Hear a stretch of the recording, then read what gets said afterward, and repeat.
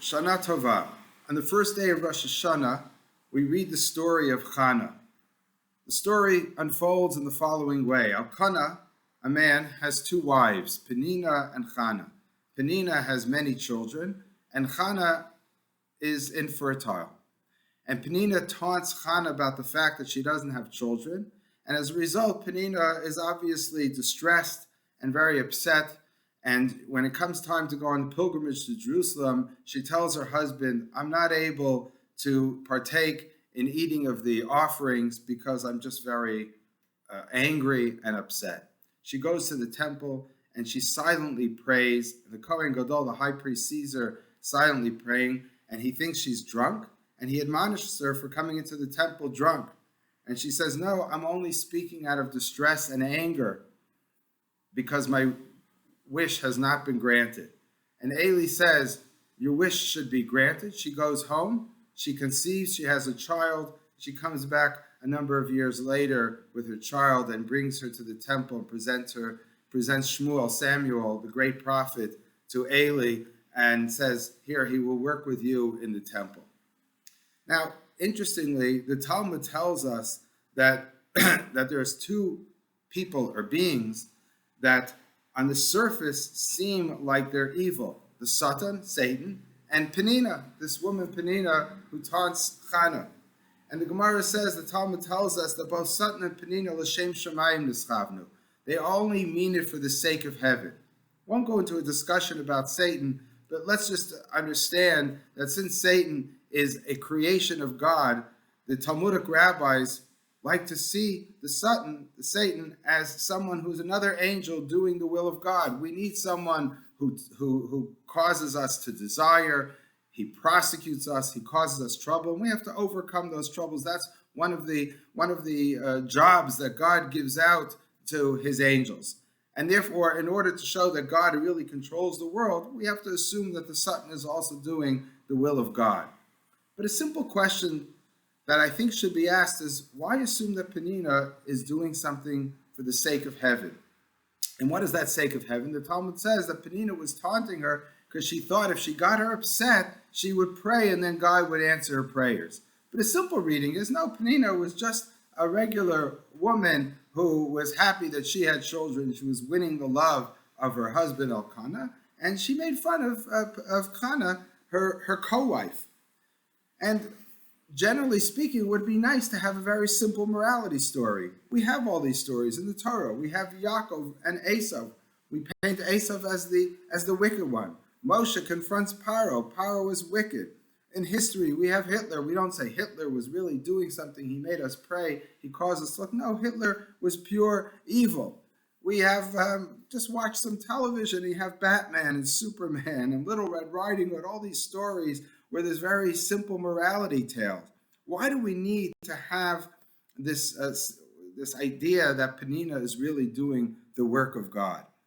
I think the answer is quite simple, that the Talmud, by saying this, is teaching us a very important lesson. And this is a lesson I think we should take for ourselves when it comes to Rosh Hashanah and looking at the new year and trying to turn over a new leaf. The question is, what do we see when we look at someone? Do we only see that what's on the surface? But sometimes we fail to see the whole picture. And the Talmud's teaching us, don't judge others by what you just see very simply without understanding what's really going on. And when we look at the story, we see that the problem with the other people in this story, Elkanah, the husband, and Eli, the Kohen Gadol, the high priest, only see things on the surface. They're very superficial. So, for example, when Elkanah sees that his wife is distressed, he says, Lama Sivki, why are you crying? Why will you not partake? Why will you not eat of the offerings? Halo anochi tov lach me'asar banim. I am better to you than 10 children. You have me. And the question that you should ask when you see this is, shouldn't he have said, you are good for me, that I love you, you are a great person? He didn't say that. He said, I am good to you. What do you need anything but me? He was seeing the whole story just as himself. And therefore he was seeing Chana as reacting to him. Eli also only saw the surface. He saw a woman in distress and moving her lips, and he assumed, oh, she must be drunk. He wasn't able to see the inner essence of Chana. But Chana really is someone who has what we call in Hebrew panemius. She has an inner essence.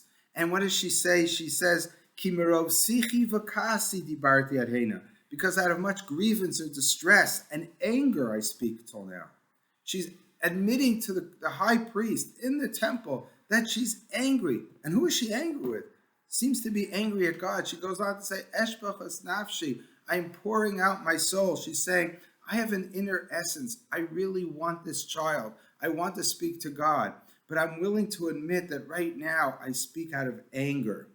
And I think what's important, and I like to say this all the time, is that the reason why Chana is such a hero, at least to me, is that she's willing to admit her weaknesses and she understands what she's all about.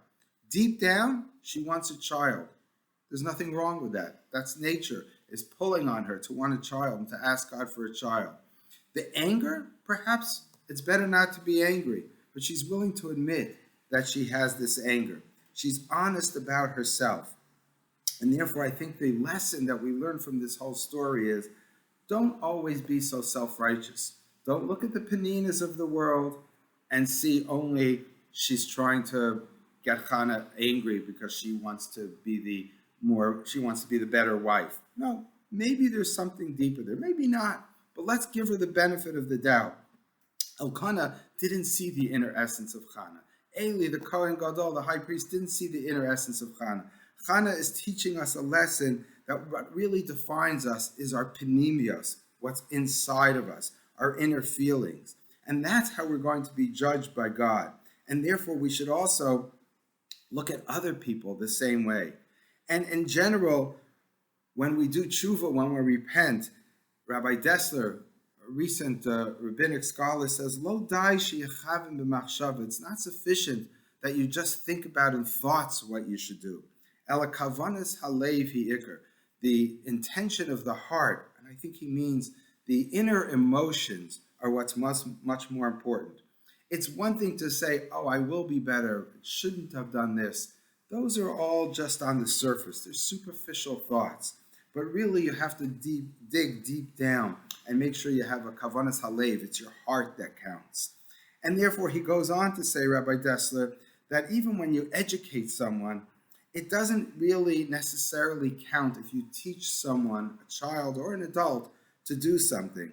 Because really, b'davar shesham hu nilcham neged yitzra hapanimi, the real essence of something is that which you're fighting, your inner yetzer, your inner intention, the inner struggle. The fact that you teach someone, a child, to do something on the surface is important, and it leads perhaps to an inner struggle, but the real root of everything is what's inside of someone. And therefore, when we do things even by rote, that's really the enemy, because when we do things by rote, we become self-righteous and we think we're doing that which is correct. But really, we have to be, as in his words again, we have to tzarach lios b'chol yom. We have to be every day keger habar lehiskayer, like somebody who's converting. Someone who's converting is changing their life. They're looking at themselves and they're saying, "I want to be a different type of person." We have to go through that conversion every day, or at least once a year on Rosh Hashanah. We know that people give charity, and again, charity is a good thing. And even if you give it anonymously, but yet some people, we know we do this. We're nice to people one day, and the next day we cheat a little bit on our taxes, or we're not so much trustworthy in certain relationships that we have. Why? Because we learned habits to be good. We want to appear to be good, even to ourselves. But the real trustworthiness, the real honesty has to be ingrained deep inside one's personality. And it's very important that we don't always just rationalize our acts. We have to make sure that behind the rationalization is really this feeling, this emotion, this character trait which should follow or maybe lead us in our actions. And if we have that, we won't do things even unintentionally. Sometimes unintentionally we say things, we act in a wrong way, and we excuse ourselves. I didn't really mean it. But again, Of course, that's somewhat excusable, but deep down, if someone really has completely and totally transformed themselves into an inner tzaddik, into an inner righteous person, then those unintentional acts will not happen. And therefore, we should look, and maybe this is the most important lesson, because in our relationships with others, it's very important that we treat other people with respect, that we try to understand maybe there's something there, maybe we're wrong, maybe there's something deep down that they have a good intention. And even when we rebuke someone, even when we tell someone, you should correct yourself, we have to make sure that what we're saying comes from our heart, that we really mean it, that we're not just doing it like Elkanah to satisfy his need, but rather to satisfy the other person's need. There's an expression that says, Devarim hayotzim min halev, things which come from the heart, nechnasim el halev, enter the heart. If you want someone to really feel that what you're telling them is sincere, you have to mean it sincerely. You can't just act that way. So again, I think just the lesson of Rosh Hashanah is that when we try to move forward, we try to turn over that new leaf, start a new year, we have to dig down deep and try to understand what we're really about. We have to be like the Chanas of the world, that even when we're angry, we recognize why we're angry. We recognize and willing to admit it and deal with it and pray to God and ask him, please, change the situation that I'm in, change it for the better. And then hopefully we'll all be zocheh, we'll all merit that God answers our prayers and we should have a healthy, happy new year. Shana Tova.